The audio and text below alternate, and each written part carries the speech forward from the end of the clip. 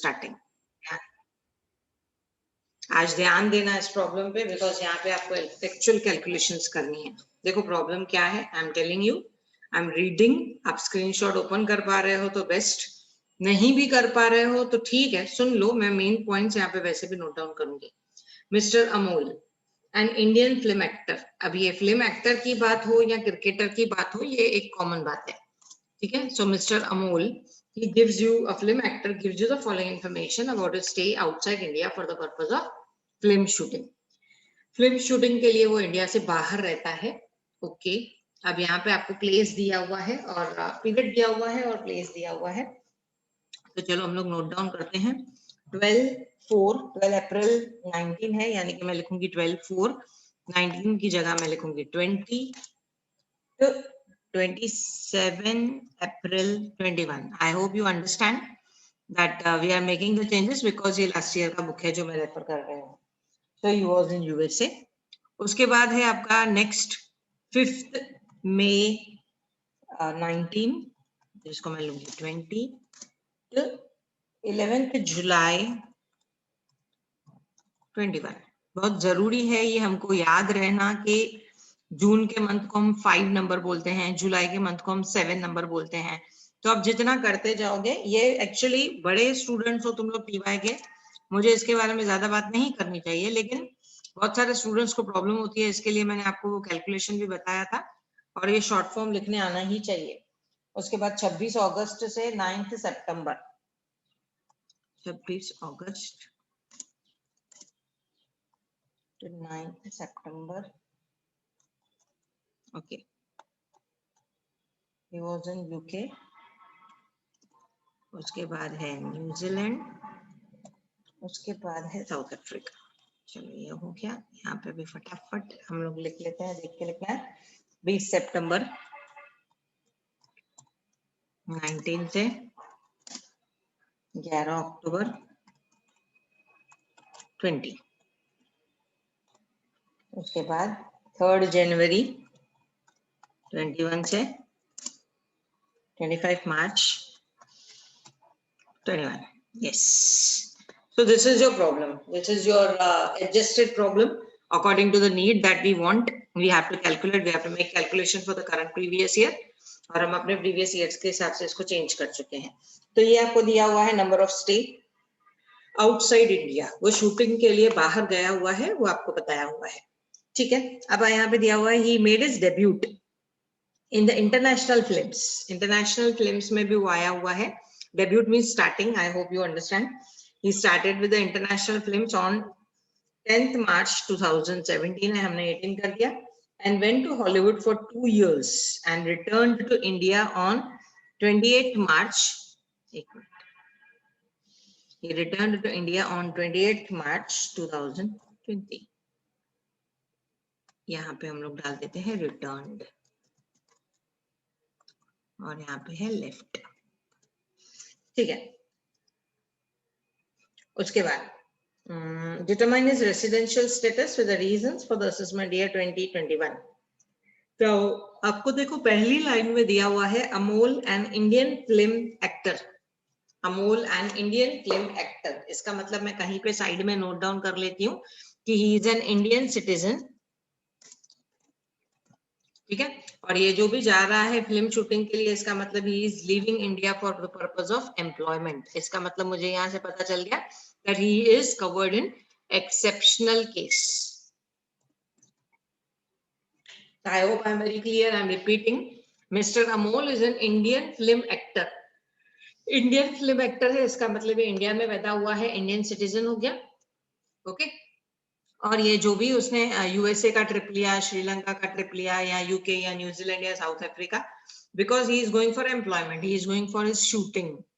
तो ये केस हो गया Indian citizen living India for employment, therefore मैं इसको बोलूंगी ये एक्सेप्शनल केस है। So this is the all information which has been given in your book. Now we have to determine his residential status। तो चलो हम लोग आंसर शुरू करते हैं। मेरा आंसर शुरू होता है, आज आप लोग पूरा ध्यान पहले यहाँ पे दोगे, फिर मैं आपको लिखने का टाइम दे दूंगी, no problem. Name of SSC,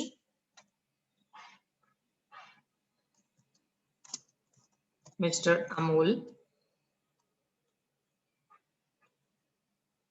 previous year, हमारा प्रीवियस ईयर हमेशा का फिक्स रहेगा, याद रखना। Okay, previous year is 2021, not going to change at all throughout the year, आपके लिए यही रहने वाला है। और असेसमेंट ईयर विल बी 21-22। जिस साल में कमाया वो प्रीवियस ईयर 31 मार्च को खत्म हो गया, और असेसमेंट ईयर हमारा 21-22। अब हम लोग को लिखना है नेक्स्ट लाइन पे basic conditions. Section 6(1) says for becoming a resident an individual has to satisfy any one of the following two basic conditions. तो ये तो हमारा एज यूजुअल है। बेसिक कंडीशंस कौन सी हैं, तो मैं शॉर्टकट में लिख रही हूँ, यहाँ पे हम ज्यादा डिटेल में नहीं जाएंगे। Already we have done it many times. 182 days in CPY, and second 60 days in CPY, and 365 days in last 4 previous years.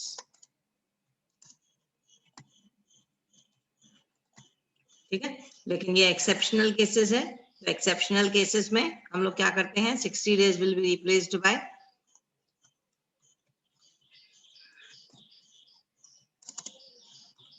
60 days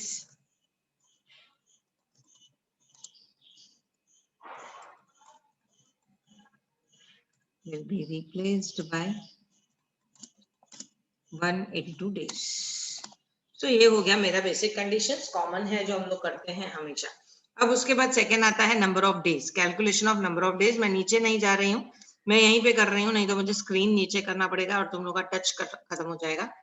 number of days stay, इसके आगे हमें लिखना चाहिए कैलकुलेशन ऑफ, ओके,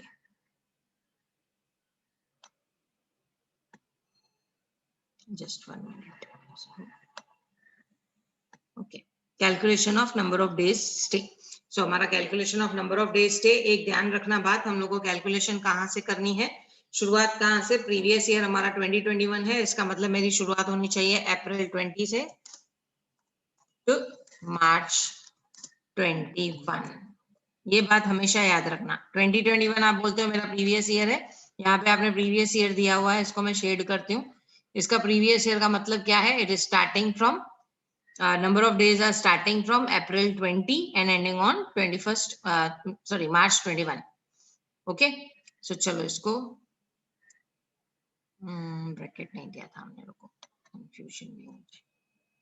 so चलो let start now, यहाँ से मैं शुरू करती हूँ। अप्रैल 20 कितने दिन था, शुरू करूंगी कैलकुलेशन करना। मई, जून, जुलाई, अगस्त, अरे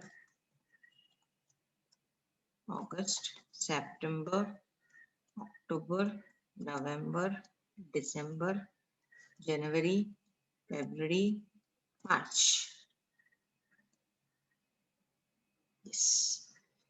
तो चलो लिख दिया। अब नंबर ऑफ डेज देखते हैं, मई में कितना दिन, अभी देखो ये इंडिया में, पहले अप्रैल में कितने दिन, ओके, अप्रैल में कितने दिन, ये अप्रैल, ठीक है, तो अप्रैल में कितने दिन, यहाँ पे हम लोग को पता चल रहा है ये 12 अप्रैल को इंडिया से चला गया। He left to USA on 12th अप्रैल, इसका मतलब वो 12 दिन यहीं पे था अप्रैल के, तो मैं यहाँ पे साइड में लिखती हूँ 12 दिन अप्रैल के, ओके। और 27th को आ गया वापस, 27th को आया, मतलब 27, 28, 29, 30 अप्रैल के 4 दिन होते हैं, सॉरी 30 डेज होते हैं, इसका मतलब वो 4 दिन भी वो इंडिया में था। प्लीज अंडरस्टैंड, 12 तारीख को जो गया मतलब 12 दिन इंडिया में था, 27 तारीख को वापस आया, तो 27, 28, 29, 30 ये 4 दिन भी वो इंडिया में था, इसका मतलब अप्रैल के 16 days he was in India. Okay, कुछ भी डाउट होगा ना तो please put in the chat और write in your raise your hand, I'll be just explaining you again. Okay, so अप्रैल के 16 डेज हो गए। उसके बाद आया आपका मई, मई में देखते हैं 5 तारीख को ही लेफ्ट, 5 मई को गया और सीधा वो जुलाई में वापस आया है। 5 मई को गया, इसका मतलब मई के सिर्फ 5 दिन इंडिया में था, जून में बिल्कुल नहीं था। ओके, जुलाई के 11 तारीख को वापस आया है। अब जुलाई में 31 डेज होते हैं, रिमेम्बर दिस, जुलाई में 31 डेज होते हैं, जिसमें से वो 11 तारीख को आया, मतलब 10 दिन वो यहाँ पे नहीं था। 10 दिन वो यहाँ पे नहीं था तो ये आएगा आपका 21 डेज। ठीक है, आप गिनना चालू करोगे ना 11 तारीख से 11, 12, 13, 14, 15, 16, 17, 18, 19, 20 से 30 दिन 31 तो आपको मिलेगा 21 डेज। ओके, 21 डेज वो इंडिया में रहा। ठीक, 5 मई को चला गया। 5 मई मतलब मई का हमने 5 दिन लिया। जून में वो इंडिया में नहीं था क्योंकि जुलाई में वापस आया है। जून में वो श्रीलंका में ही था, इसका मतलब इंडिया में हमारा स्टे 0 हो गया। जुलाई में वापस आया है 11 तारीख को। जुलाई में 31 डेज होते हैं, 10 दिन वो बाहर ही था श्रीलंका में। 11 को इंडिया में वापस आया है, इसका मतलब इंडिया में जुलाई के महीने में वो 21 डेज था। ओके, उसके बाद अगस्त में कहीं गया है क्या? अब यहाँ पे तुम लोग को अलग अलग डेट्स दी हैं तो कंफ्यूज मत होना। 1920 हमको चाहिए ही नहीं, हमको चाहिए 20 अप्रैल। यहाँ याद रखना अप्रैल 20, यानी कि यहाँ पे भी मेरा अगस्त 20 रहेगा। ओके, 2020 में उसका हाल क्या है वो देखना है मुझे। अगस्त में, अब यहाँ पे देखो अगस्त में अगस्त 20,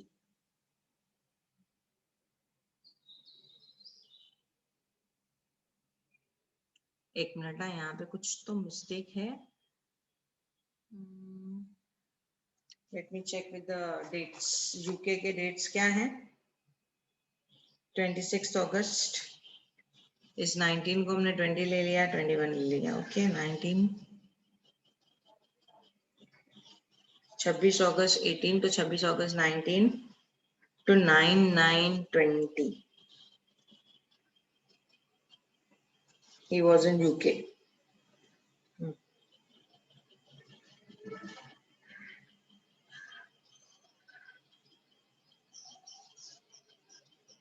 9th September 20 he was in UK। यहाँ पे मैं भी 20 कर रही हूँ, इसका मतलब मुझे सितंबर के दिन पता चलेंगे। ओके, उसके बाद 29, यस, कुछ तो मिस्टेक्स हैं यहाँ पे। ये देखो, इसका डेट्स चेंज करना मिस्टेक है बुक में, क्योंकि इट इज 20, क्योंकि हम 2021 का ही कैलकुलेशन कर रहे हैं। ये है 21। ओके, अगेन यहाँ पे ये बुक की मिस्टेक है, उसने अपने बुक में चेंज नहीं किया है। सॉरी, ये भी 20 होगा। एक मिनट, मुझे एडजस्ट कर लेने दो, आप लोग बाद में एडजस्ट कर लो। यस, सो हो गया ये। तो चलो, 26 अगस्त ही लेफ्ट। देखो ये कंटिन्यूएशन में चल रहा है, यहाँ पे भी देखेंगे तो देयर इज अ 21 नहीं आना चाहिए, 20 आना चाहिए। यहाँ पे भी 20 आना चाहिए। Okay, so there is a mistake. Basically ये मिस्टेक क्या थी? आपके ईयर्स की मिस्टेक थी, क्योंकि प्रॉब्लम लास्ट ईयर के बुक में से लिया हुआ है, बाकी कुछ नहीं था। सो चलो हम लोग कंटिन्यूएशन में जाते हैं। अब ये जुलाई का हिसाब किताब खत्म हुआ। जुलाई श्रीलंका 11 तारीख को आ गया, इसका मतलब पूरे पूरे जुलाई में वो इंडिया में ही था। 31 जुलाई तक 10 दिन अगर वो बाहर श्रीलंका में था तो 21 डेज इंडिया में था। अब आते हैं आगे अगस्त में। उसके अगस्त का रिकॉर्ड जब चेक करने जाते हैं तो he went to UK on 26 August. 26 अगस्त अगर वो यूके में गया, इसका मतलब 25 दिन वो अगस्त के इंडिया में ही था। ठीक है, 25 दिन इंडिया में ही था। उसके बाद 9 सितंबर को वो वापस आया है। 9 सितंबर को वापस आया है, लेकिन 20 सितंबर को फिर वापस चला गया। 9 सितंबर को वापस आया है, इसका मतलब यहाँ पे जब मैं कैलकुलेशन करने जाऊंगी, 9 तारीख को कोई वापस आया सितंबर में और 20 तारीख को वापस चला गया। इसका मतलब वो कितने दिन यहाँ पे रहा? 9, 10, 11, 12, 13, 14, 15, 16, 17, 18, 19, 20। It comes to 12 days. 12 days, that is from 9/9 to 29। ठीक है, ध्यान देना, 12 डेज। कंफ्यूजन हो तो प्लीज पूछ लेना। How 12 days? 12 डेज कैसे आया? 9/9 a person went came back to India on 9 September. 9 तारीख को आया और 20 तारीख को चला गया। मैं अपने भाई के बारे में अगर किसी को बताऊं, 9 तारीख को आया और 20 तारीख को चला गया, इसका मतलब वो मेरे साथ कितने दिन था? सिर्फ 12 दिन। ओके, उसके बाद सितंबर में वो यहाँ पे नहीं है, न्यूजीलैंड चला गया है। अक्टूबर में 11 तारीख को वापस आया है। 11 तारीख को वापस आया है, मतलब 10 दिन अक्टूबर के वो इंडिया में नहीं था। अक्टूबर के 31 डेज होते हैं, जिसमें से 10 दिन वो इंडिया में नहीं था, इसका मतलब 21 दिन 21 दिन वो इंडिया में था। समझने की बात है। ओके, 11 अक्टूबर को जो वापस आया है, अक्टूबर में 31 डेज होते हैं। 31 डेज में से ही was not there for 10 days, इसका मतलब 21 days again he is in India. उसके बाद आता है नवंबर। अब देखो वापस ये न्यूजीलैंड के बाद इसका ट्रिप हुआ है जनवरी में, इसका मतलब नवंबर दिसंबर वो यहाँ से कहीं गया ही नहीं है। यहाँ से कहीं नहीं गया तो नवंबर सेम 30 डेज, दिसंबर 31 डेज, वो इंडिया में ही है। उसके बाद वो जो जनवरी में 3 तारीख को गया, मतलब जनवरी के सिर्फ 2 दिन वो इंडिया में था। जो 3 तारीख को गया है उसका उसके बाद वो फरवरी में भी वापस नहीं आया, मार्च में आया 25 तारीख को, और मार्च के होते हैं 31 डेज, जिसमें से वो 25 तारीख को आया, मतलब आप गिनोगे 24 तारीख तक वो इंडिया में नहीं था। 25, 26, 27, 28, 29, 30, 31, 7 days he was in India. Okay, ये मैंने किया number of days of stay in India. Okay, एक बार आप वापस देखोगे, मैं आपको टाइम दूंगी, लेकिन let us just calculate and complete this chart. Total कर लेते हैं इसको। 21, 21, 42, 42 एंड 47, 57, 67, 69, 79, 89, 99, 100, 130, 161, 62, 63, ये होता है 170। According to my calculation it is 170। आप एक बार कैलकुलेशन करके देखना कि वेदर राइट आ रहा है या नहीं। ओके, एक बार देखते हैं। 11, 12, 13, 14, 15, 20, 21, 22, 23, 33 up, 3, 4, 5, 6, 7, 8, 9, 10, 11, 12, 13, 14, 15, 16, 17, 170 days. Okay, so this is your 170 days record. I am stopping here for 2 minutes. आप लोग देख लो कहाँ पे कौन से मंथ का डाउट आ रहा है, पूछ लो। मैं सेटिंग चेंज कर रही हूँ, जिसको भी जो भी डाउट रहेगा आप लोग अपना अनम्यूट करोगे खुद को और मुझे क्वेश्चन पूछोगे कि मैडम ये मंथ में ये कैसे आया है, या जो भी आपका डाउट रहेगा। सेटिंग चेंज कर रही हूँ, पूछ लो, और उसके बाद अनम्यूट करना पूछने के लिए, और बाद में खुद को म्यूट कर देना। Yes, any doubt if you have, please.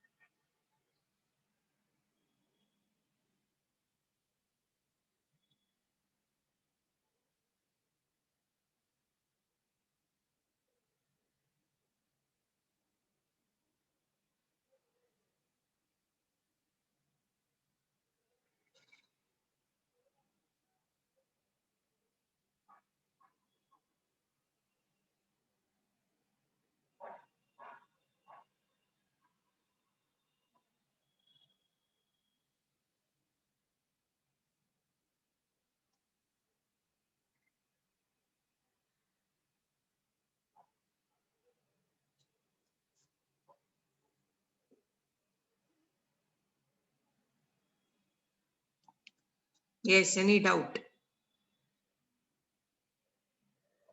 समझा ही नहीं मैडम, काय का डाउट? डाउट तो तब होता है ना जब समझ में आता है। ऐसा कुछ है तो please be free to ask.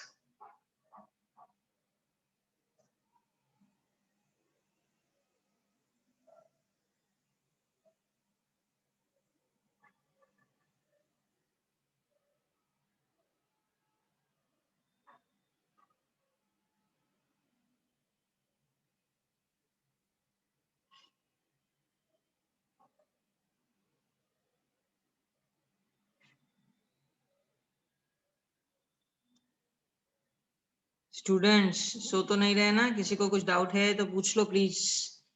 No doubt, okay. एक राहुल ने बोला है no doubt. What about others?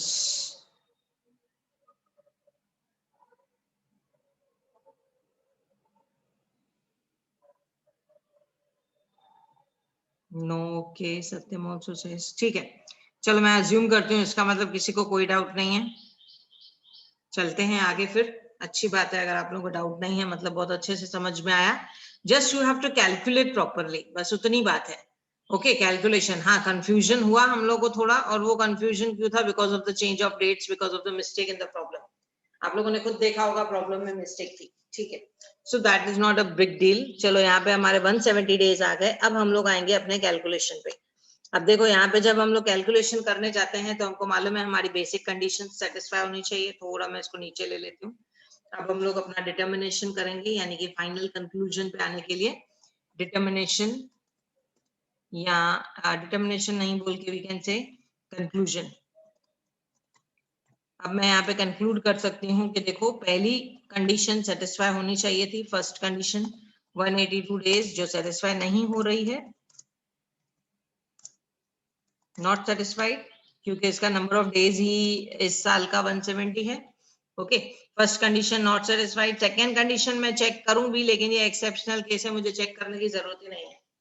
Okay, 60 days में चेक करूं, पुराना रिकॉर्ड में चेक करूं, लेकिन वो तब चेक करूं ना जब ये एक्सेप्शनल केस नहीं होता। ये एक्सेप्शनल केस है, no need to check. Second condition,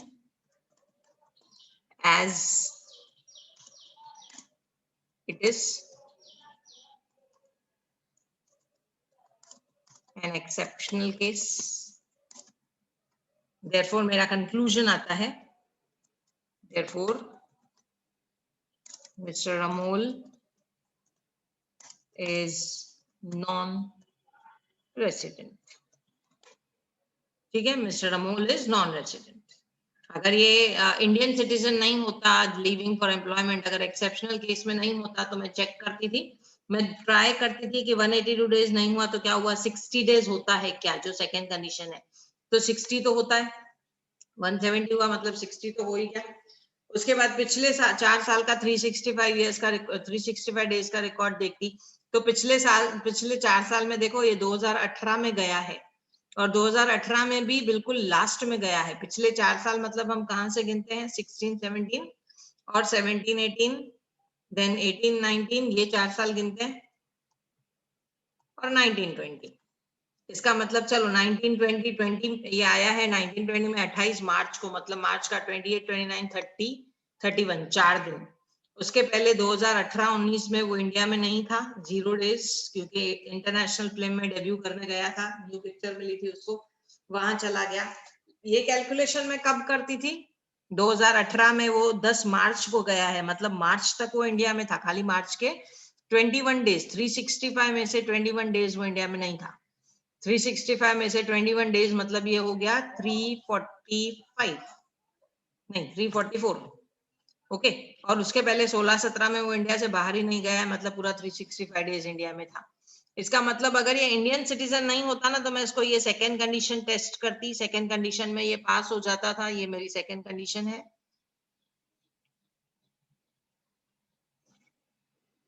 इसको मैं शेड कर रही हूँ, ये मेरी सेकेंड कंडीशन है। सेकेंड कंडीशन में ये पास हो जाता, कैसे पास हो जाता, क्योंकि सेकेंड ए कंडीशन मुझे बोलती है 60 डेज, 60 डेज जो ये हो जाता, क्योंकि इसने 170 डेज किया है।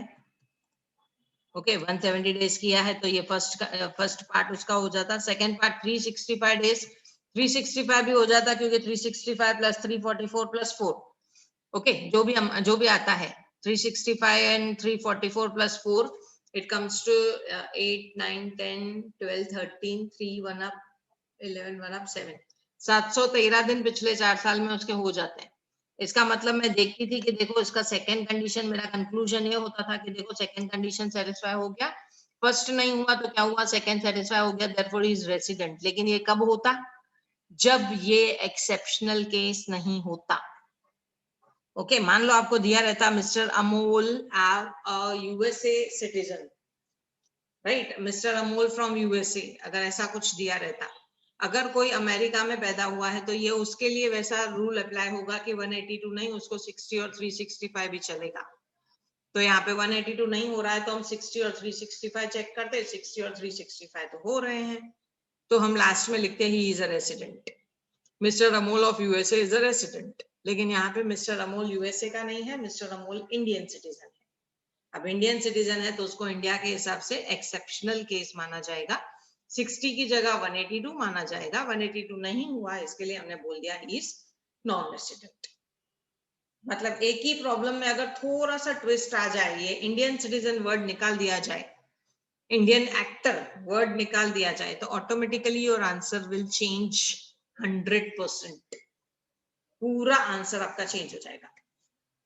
ठीक है, any doubt if you have please ask, otherwise we'll wind up today. यहाँ पे हमारे बेसिक कंडीशंस खत्म होते हैं। नेक्स्ट लेक्चर में जब मैं आऊंगी मंडे को, उससे पहले कल मैं गूगल क्लासरूम पे एक असाइनमेंट डालने वाली हूँ। ओके, एक असाइनमेंट डालूंगी जिसमें आप नंबर ऑफ डेज कैलकुलेट करोगे, अच्छा खासा कैलकुलेशन रहेगा उसमें, और वो एक्सेप्शनल केस नहीं रहेगा, क्योंकि हमने जो भी अभी तक प्रॉब्लम्स किए हैं सब एक्सेप्शनल केसेस किए हैं, तो वो एक्सेप्शनल केस नहीं रहेगा। आपको नंबर ऑफ डेज कैलकुलेट करना पड़ेगा, 182 नहीं हो रहा है तो 60 एंड 365 चेक करना पड़ेगा और फाइनल आंसर निकालना पड़ेगा, और आप लोग वो पोस्ट करोगे कल के ही दिन में। एंड देन मंडे को we will be continuing with the additional conditions. जब तक बेसिक के ऊपर ग्रिप नहीं आया है ना, एडिशनल मतलब आप अपना टाइम वेस्ट कर रहे हो, ये बात याद रखना। और मुझे टीवाई में स्टूडेंट्स को समझाने की जरूरत नहीं है। फर्स्ट लेक्चर में 23, मतलब एक मुझे छोड़ के 22 स्टूडेंट्स हैं, मींस 50% अटेंडेंस नॉर्मल से, जो आपका 45 तक लॉट रहता है 50%। तो मुझे टीवाई के स्टूडेंट को ये समझाने की जरूरत नहीं है भाई सुबह 8 बजे कोई जल्दी टाइम नहीं है। You should attend your lecture so that you get grip on the subjects. तो अपने फ्रेंड्स को जरा समझाओ, और ये आप भी समझो कि अगर हमारे दिमाग में ऐसी कोई मस्ती है कि हमें लेक्चर्स अटेंड करने की जरूरत नहीं है, you won't be able to do it. रट्टा मार के कोई चीजें नहीं होती हैं, समझ के करेंगे तो बेटर है। सो ठीक है, चलो क्लिक निकाल लेना जरा पार्टिसिपेंट्स का और डालो। मैं ग्रुप पे थोड़े 2-3 स्ट्रॉन्ग मैसेजेस डालूंगी आज कि मंडे से मैं बैठने नहीं दूंगी एंड व्हाट नॉट। आप लोग बोलना, अगर कोई पूछता है आपका फ्रेंड तो उनको बताना कि मैडम बहुत गुस्से में थी क्योंकि स्टूडेंट्स कम थे, ठीक है। और जो मुझे असाइनमेंट नहीं देगा मैं उसको सच में नहीं बैठने दूंगी, क्योंकि जिसने बेसिक ही नहीं समझा वो एडिशनल समझ के भी क्या करेगा, टॉपिक तो छोड़ना ही है तो पूरा ही छोड़ दो। So this is something what type of residential basic condition problems are. I hope आप लोगों को पूरा समझ में आया, and we will continue on Monday. लेकिन उससे पहले कल का टेस्ट आप दोगे और Monday onwards we will continue with the additional conditions. इसके बाद भी अगर आप रिवाइज कर रहे हो और अगर आपको कुछ भी डाउट आता है तो please be free, direct message करना मुझे, I will give you the answer. Okay, कहीं किसी के पास टेक्स्ट बुक है, मैंने पीडीएफ टेक्स्ट बुक का एक डाला हुआ है, अगर उसमें से आप कुछ प्रैक्टिस कर रहे हो बिल्कुल प्रैक्टिस करो। ये मत सोचो पेपर ऑनलाइन ऑफलाइन गया भाड़ में, आप इतना सोच के चलो कि हम बहुत अच्छे से प्रैक्टिस करें ताकि आगे जाके हम अपना टैक्स प्रैक्टिशनर का बिजनेस स्टार्ट कर सके। माय डियर स्टूडेंट्स, आज टैक्स के ऑफिस में, जो सीए के ऑफिस में जो लोग काम कर रहे हैं उनको 15,000 से 20,000। आई हैव बाजू में एक लड़की रहती है जिसकी सैलरी 24,000 है विद इन उल्लासनगर। सुबह वो 11 बजे से शाम को 8 बजे तक सीए के ऑफिस में काम कर रही है विद इन सिटी, ज्यादा दिमाग नहीं लगाना है, न ट्रैवलिंग है न क्या। 24-25 हजार रुपए मिल रहे हैं for the time period, it is good. So just understand कि कुछ चीजें ऐसी हैं जो हमारे फायदे के लिए हैं, ये हमारा करियर ओरिएंटेड ये है सब्जेक्ट। ओके, सो आपको ये करना ही चाहिए, एक सही मैच्योरिटी जिसको बोलना चाहिए बोला जाए। आप प्रैक्टिस करो उस बुक में से, और अगर आपको डाउट्स निकलते हैं प्लीज फील फ्री, मुझे स्क्रीनशॉट भेजो, मैडम ये सही है या गलत हो रहा है या मुझे नहीं समझ में आ रहा है, I will help you out. Okay, so chalo, I'm stopping with the share. We'll meet again in the next lecture. Goodbye, take care.